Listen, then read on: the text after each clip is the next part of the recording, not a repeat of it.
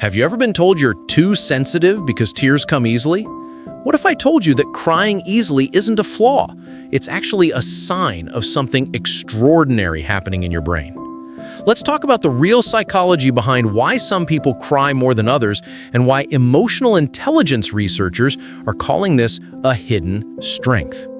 Here's what most people don't understand about crying easily.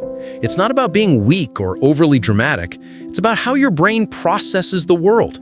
There's actually a trait called sensory processing sensitivity that affects about 15 to 20% of the population. If you have this trait, your nervous system picks up on subtleties that others miss completely. You notice the micro expressions on someone's face when they're hiding pain. You feel the emotional weight in a room before anyone says a word. And yes, you cry more easily because your brain is processing emotional information at a deeper level. But it goes even further than that. Some highly sensitive people also have something called low latent inhibition. This is your brain's ability to filter out unnecessary stimuli. Most people's brains automatically ignore background noise, subtle changes in lighting, or minor emotional cues. Your brain doesn't. You're taking in more data every single second, which means you're also feeling more. A 2018 study in the journal Brain and Behavior found that people with high sensory processing sensitivity show increased activation in brain regions associated with empathy and emotional awareness. Your tears aren't weakness, they're evidence that your mirror neurons are working overtime. Now let's talk about mirror neurons for a second, because this is where it gets really fascinating. Mirror neurons are brain cells that fire both when you perform an action and when you watch someone else perform that same action. They're the reason you wince when you see someone get hurt.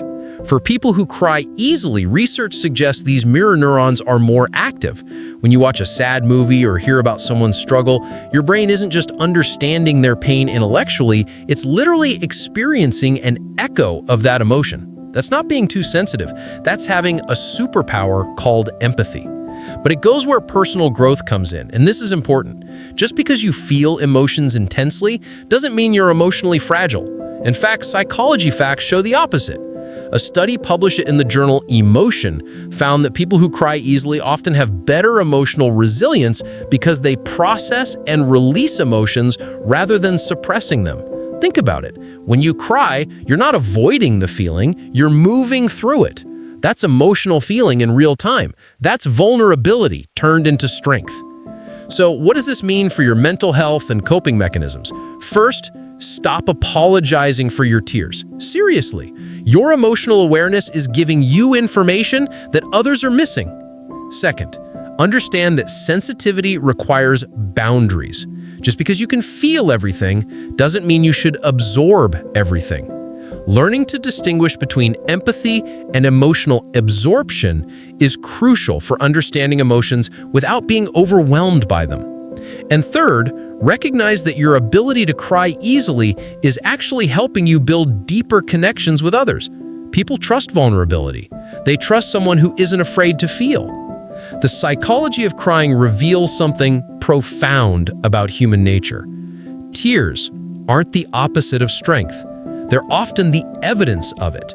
When you cry easily, you're demonstrating emotional intelligence that many people spend years trying to develop.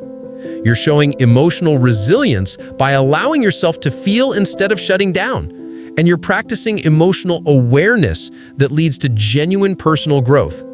So the next time someone says you're too sensitive, remember this: your brain is wired for depth, for connection, for feeling life at full volume. That's not a bug, that's the feature.